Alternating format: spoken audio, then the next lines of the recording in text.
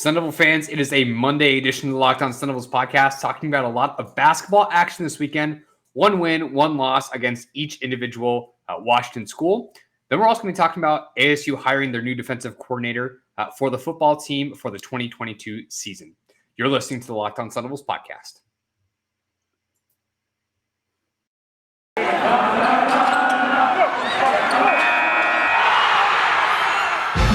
Locked On Sun Devils, your daily podcast on the Arizona State Sun Devils. Part of the Locked On Podcast Network, your team every day.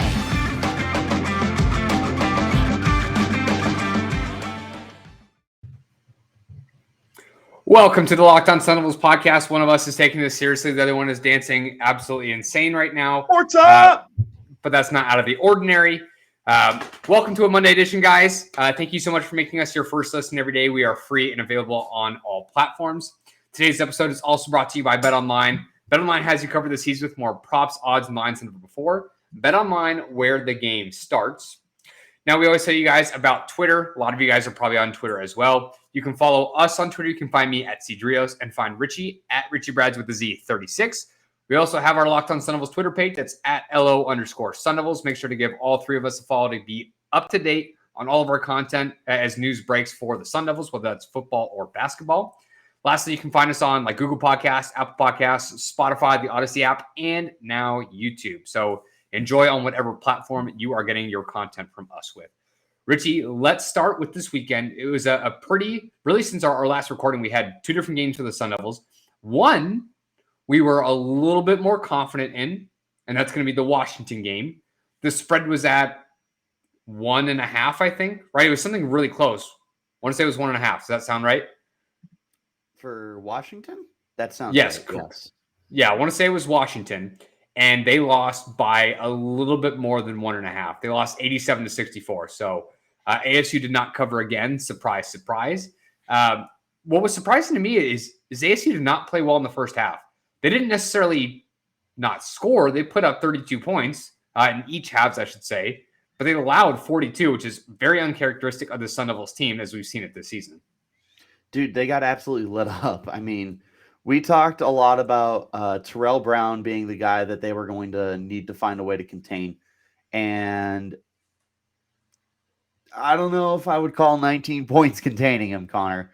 But it wasn't just him. They had four guys jump in the double digits. Their smallest scorer for playing significant time, so like 20 minutes or more, 8 points. 8 points, 9 points, 15, 16, 19, 12. They were scoring in bunches. There wasn't a lot of guys who weren't getting involved in scoring opportunities for the Huskies, Connor. Everything was working out for them, and not much was working out for us.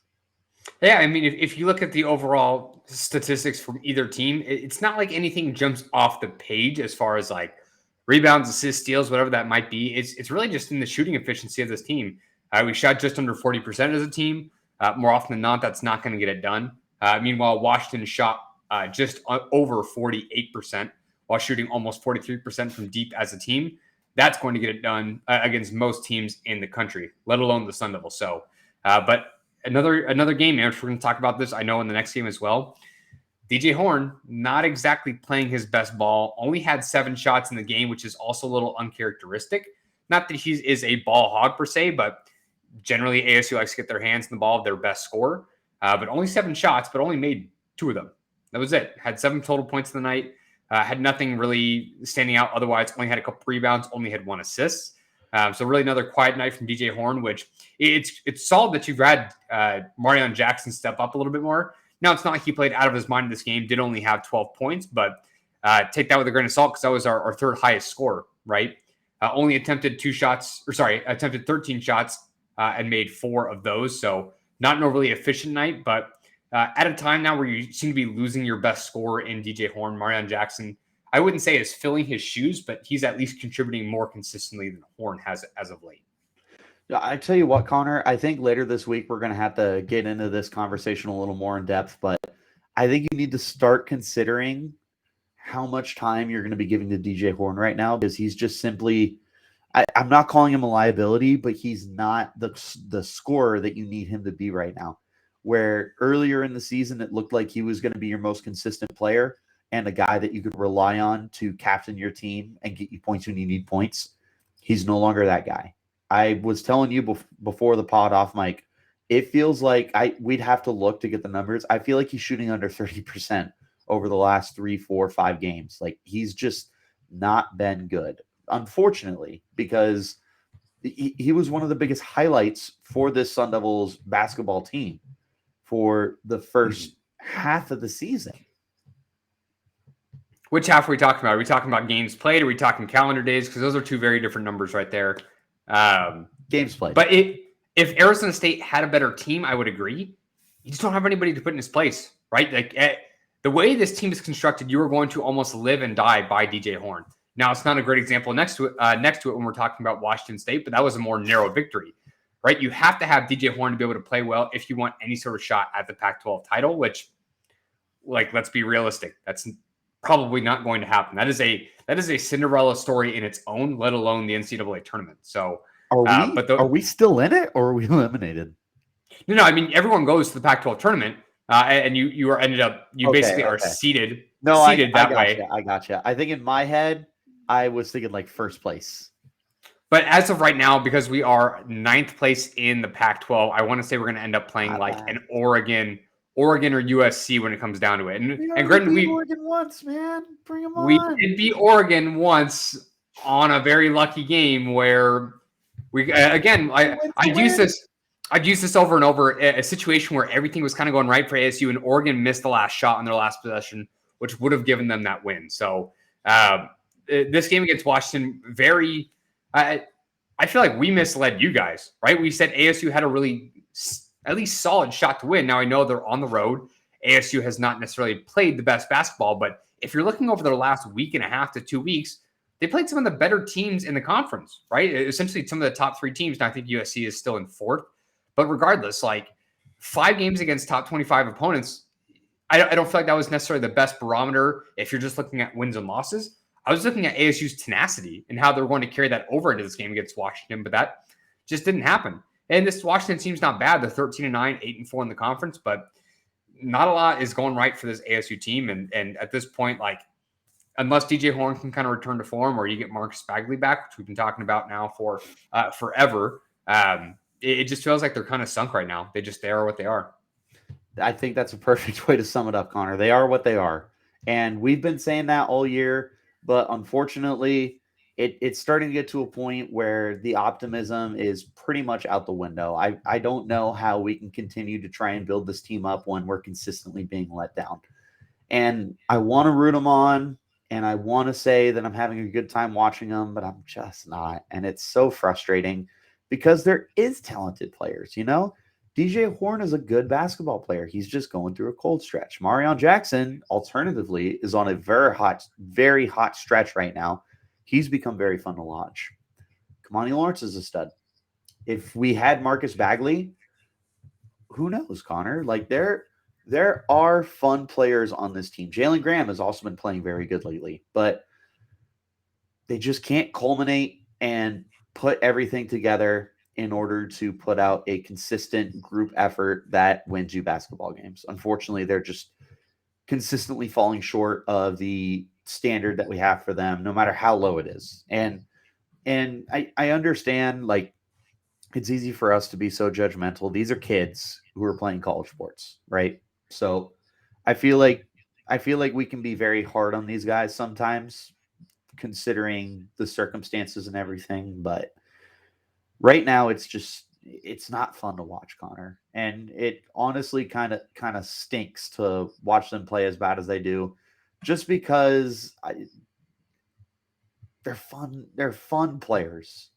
I just wish they could all be consistently good at the same time in the same game. Sure, right. When you talk about consistency, I'll just use Florida and Stealing as an example here. Like, your area for consistency and maybe professionalism is going to vary pretty greatly for some of these players, right? A lot of guys who maybe necessarily aren't getting paid like a professional basketball player would, but end of the day, we still love the school, but it's definitely getting tough to watch. And when we're going to talk about this game upcoming next in the next part of the podcast here, they're winning games but they're narrowly winning games versus when they lose, it feels like they're kind of getting blown out. So consistently inconsistent. Yeah. So we'll talk about that a little bit more on the next part of the podcast here, but we're going to take a quick break and talk to you about one of our good friends here. Football might be over this season, but basketball is in full steam for both pro and college hoops. For the latest odds, totals, player performance props, to where to find the next fired coach is going to land, BetOnline.net is the number one spot for all your sports betting needs. BetOnline remains the best spot for all your sports scores, podcasts, and news this season. And it's not just basketball. BetOnline is your source for hockey, boxing, and UFC odds, right to the Olympic coverage and information. Head to the website today or use your mobile device to learn more about the trends and action. BetOnline, where the game starts. Connor Gios and Richard Bradshaw here, part of Locked On Sun Devils, talking to you about this next basketball game. But first, again, just want to make sure to thank you guys for making us your first listen. Again, we are free and available on all platforms. Now, Richie, like last game, we were highlighting some of the statistics as a team, right? ASU did not shoot well overall. They did not shoot well from deep. Conversely, Washington did just the opposite. Now we go to this game. ASU shot 49%, which is about 10% better than what they did the previous game. Shot 37.5%, which is almost double what they were from deep the previous game. And now free throw percentage, they only made 66.7%, which is probably about in line of their season average, but only had 6 free throw attempts, made 4 of those. Not a huge number there that we need to talk about. But looking at Washington State, only shot 30% as a team, 30% from deep, and then made 9 of 10 on their free throws. So again, like another scenario where ASU is narrowly edging on a victory. Now, a couple things jump off the page here for me. If you would have told us that Washington shot 30% as a team and we shot 49, I would have bet that we would have won a heck of a lot more than by 3 points. I would have thought it was closer to like 8 to 10 points. But that's not necessarily being the case. But looking at the numbers does not always tell the whole story. Now, if you would have also told me that Jalen Graham, Luther Muhammad, and Marion Jackson were your top 3 scorers, I would have told you we would have lost this game because that was assuming that DJ Horn didn't play well, which he didn't necessarily do that. Kamani Lawrence didn't play well, which was also true. So, but this is some of the depth that we're at least finding in this ASU team. But you're not necessarily going to, again, like beat some of the better teams in the Pac-12 with that kind of a play. No, definitely not. And it's, again, like we just previously talked about with DJ Horn, he's continuing to just be in this total slump right now. Not good shooting, Connor. 2 of 11, 1 of 6 from 3, 5 points. He did not have any free throw opportunities. Now, granted, the Sun Devils as a whole team didn't have a lot of free throw opportunities, but taking 11 shots and only hitting 2 of them, that's not going to do it for a lot of teams, even the Sun Devils, which the bar is considerably lower. But Jalen Graham continuing to be a hot shooter, 6 of 12. Connor, he's on a roll right now, and we really need to start a dialogue about how Jalen Graham is starting to really take control of this basketball team. Again, like we previously talked about, and we're going to continue to talk about, Marion Jackson has really started to come into his own. He killed it, Connor. He was 4 of 7 from deep, and he only took 1 other shot that wasn't deep, and he hit it. So Marion's finding a way to finally hit those shots. In this game, it didn't feel like he was taking those ridiculous hero shots that we sit there and we're like, dude, that's bad basketball. It felt like he was a lot smarter with his opportunities, and clearly it showed up in not only in the box score, but in the winning percentage as well. Not percentage, but the final score. You get what I mean.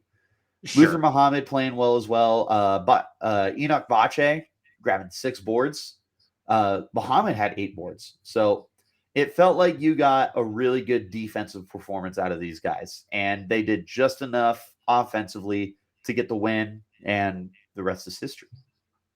That's totally in line with what this team is built to do. Going back to Jalen Graham and Marion Jackson, when we hand out our participation awards at the end of the year, because they're not going to get an award that means a whole lot, Jalen Graham and Marion Jackson are going to fight for that unsung hero award, which I don't know if hero is the right word. We might have to come up with a new title when we actually give that out.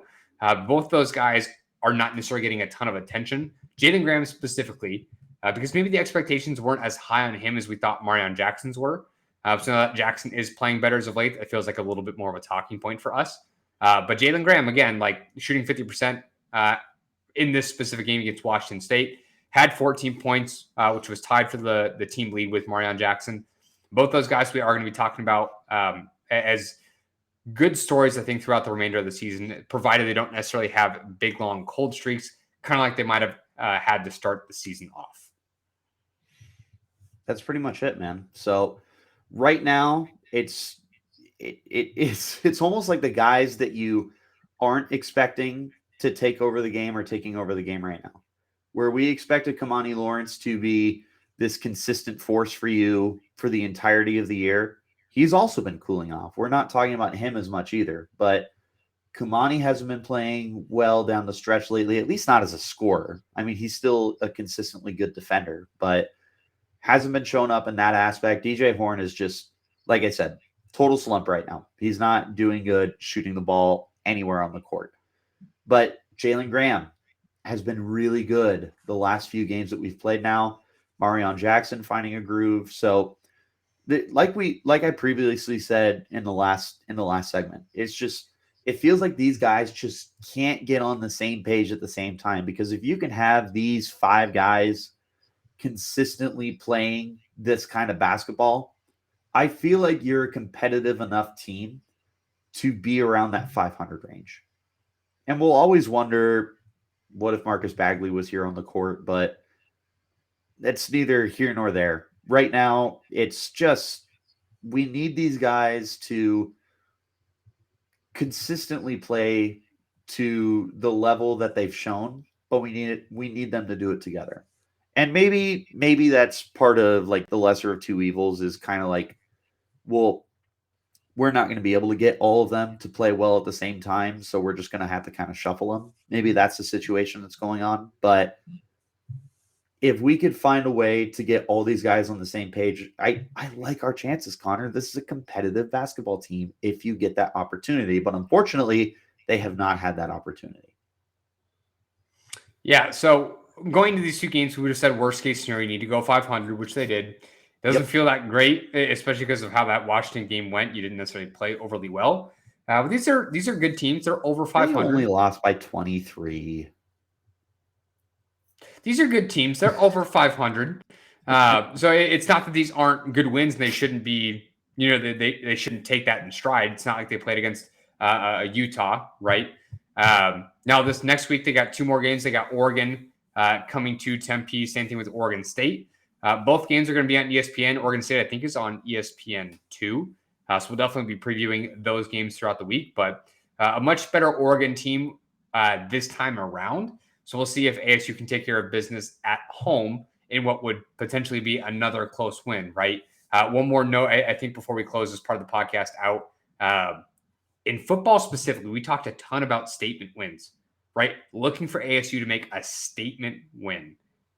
I don't feel like that's happened in basketball yet. Now, we can obviously talk about UCLA. That would be the biggest thing, right? But what I mean is blowing somebody out of the water, right? Winning by 15 plus points. UCLA, that's a game that you just care about winning. You don't care how. You don't care if it's in triple overtime. Right. But any of these other upcoming games, I want ASU for their margin of victory. I'm hoping it's not as much of a nail biter, but we've talked throughout the season, right? That stat about ASU being their amount of wins now in 5-point games still leads all of college basketball, even though they don't have that many wins. Again, just goes to show you how close all of these victories are.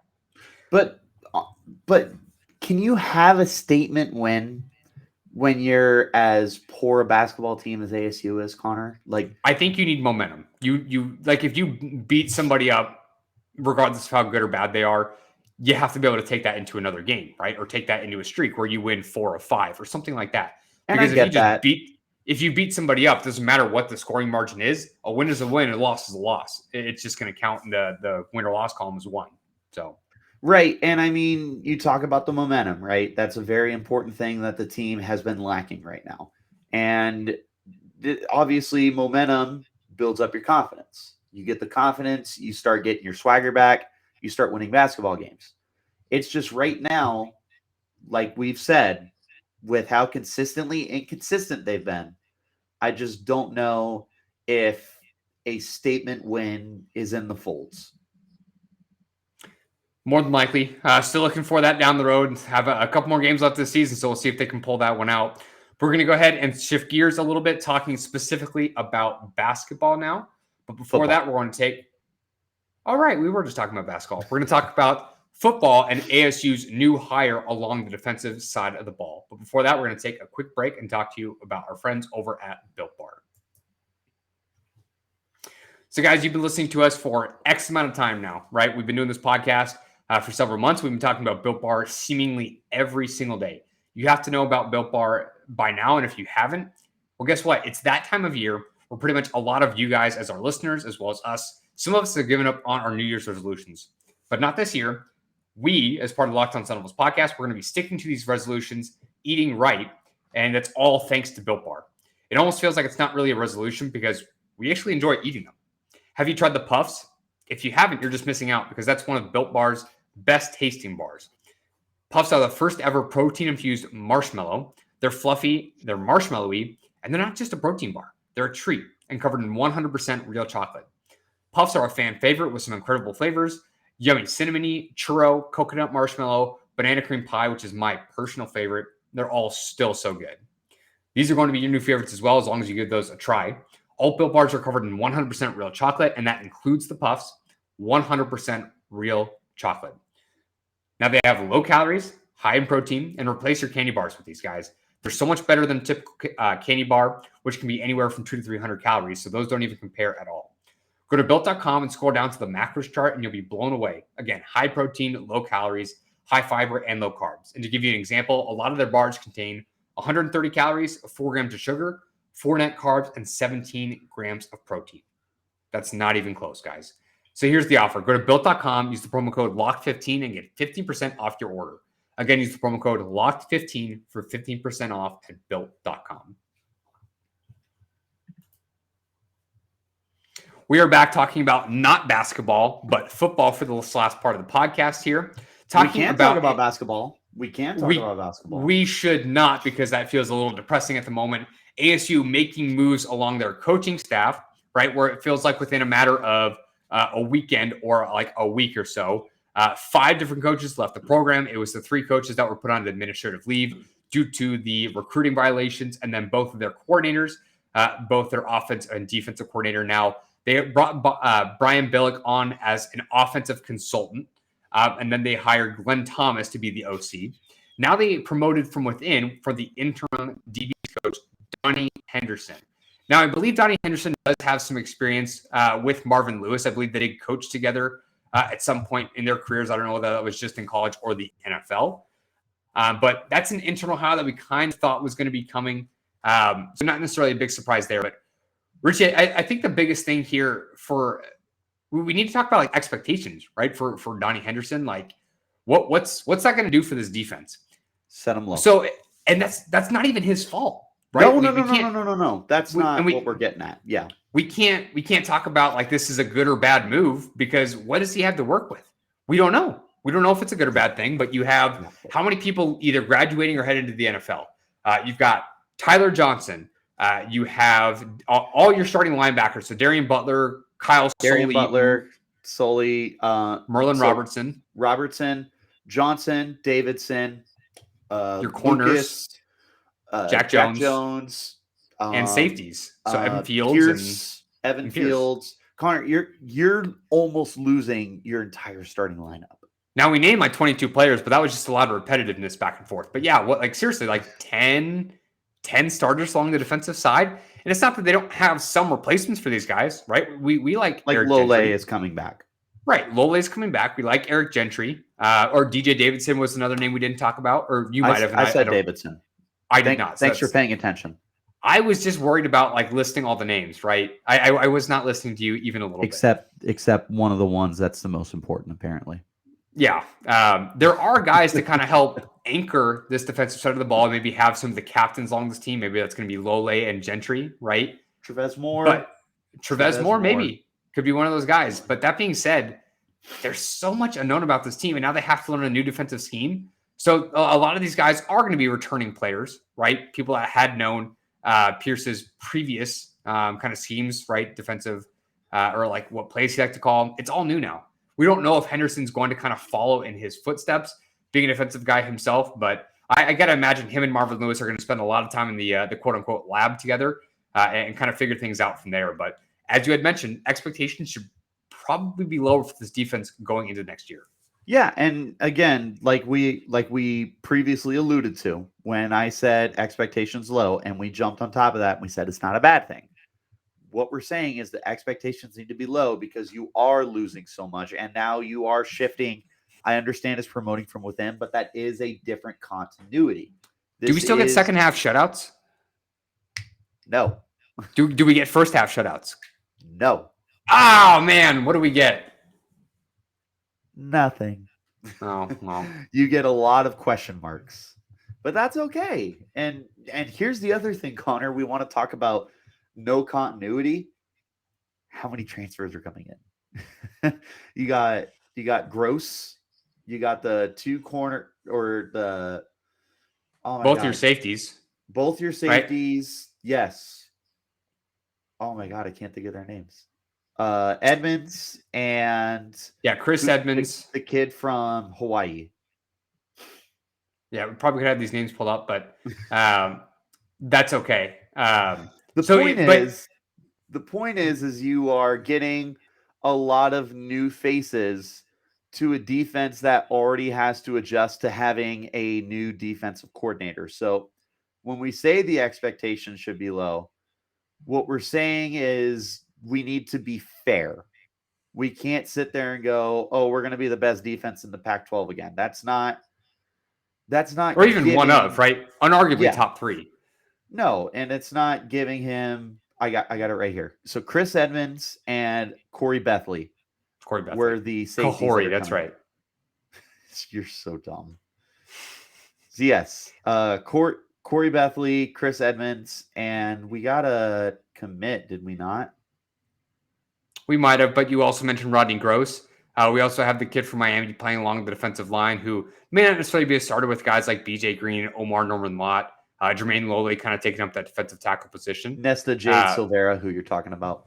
Yeah, so defensive line, like some of these guys are going to be rotational players, but even the quote-unquote veterans, right, that have been on this team or are returning to this team aren't necessarily going to know what the defensive schemes are going to be. So there is going to be a lack of continuity there, but we'll see where they can go. It doesn't mean they can't be good, but from what we had from a lot of the seniors or like graduate transfer players in this team, Richie, like there was just so much talent, so much knowledge on that team that expectations again should be at least placed lower. But what I will say is we've also kind of said that about the offense.